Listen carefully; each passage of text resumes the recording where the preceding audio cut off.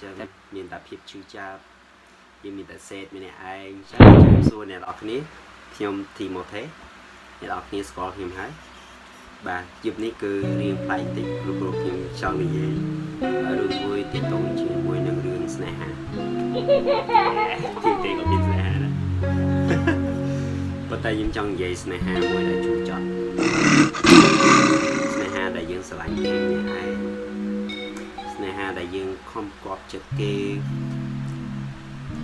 យើងអត់ហ៊ានរបបរឿងយើងអត់ហ៊ានខលទៅគេអត់ហ៊ានសារទៅគេអត់ហ៊ានឆាតទៅគេគ្រប់ពេលគេអនឡាញយើងអត់ហ៊ាននិយាយជាមួយគេពីព្រោះនៅពេលដែលយើងដូចថាឆាតខលសារគេអត់ខលខ້ອຍវិញគេដល់ទីគាត់ជាយល់ហើយអារម្មណ៍ហ្នឹងក៏ពិតយើងអត់ចង់ធ្វើអញ្ចឹងទេនិយាយថាគេអត់ខលទៅយើងហើយហេតុអីយើងនៅតែធ្វើអញ្ចឹងអ្នកនរគ្នាព្រោះតែយើងស្រឡាញ់បាត់តែយើងធ្វើអញ្ចឹងយើងខំទ្រាំតែណាយើងខំទ្រាំយើងស្រឡាញ់គេធ្វើ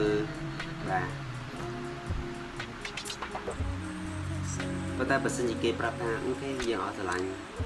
អូនអត់ស្រឡាញ់បងទេអានេះlàយើងដឹងខ្លួនអញ្ចឹងយើងអត់ខកខ្វល់វាបាត់ប៉ុន្តែគាត់សំដែងថាគាត់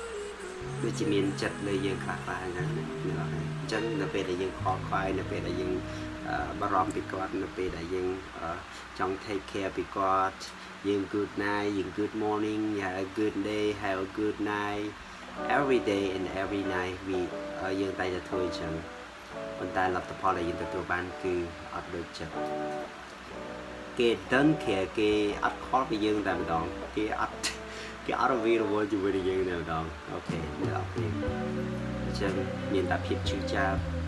យើងមានតែសេតម្នាក់ឯងអញ្ចឹងយើងមនុស្សប្រុសយើងធ្វើធម្មតាទេ50%អីស្រីស្រឡាញ់យើង50%យើងស្រឡាញ់គេ50%យើងក៏ផ្ដល់ក្តីស្រឡាញ់ឲ្យគេ100%ពីព្រោះកាលណាយើងផ្ដល់ក្តីស្រឡាញ់ឲ្យគេ100%យើងនេះឈឺចាប់អញ្ចឹង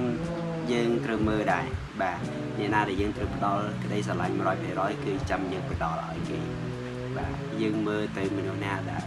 យើងគិតថាអូខេគេជាមនុស្សល្អដែលយើងអាចទុកចិត្តបាន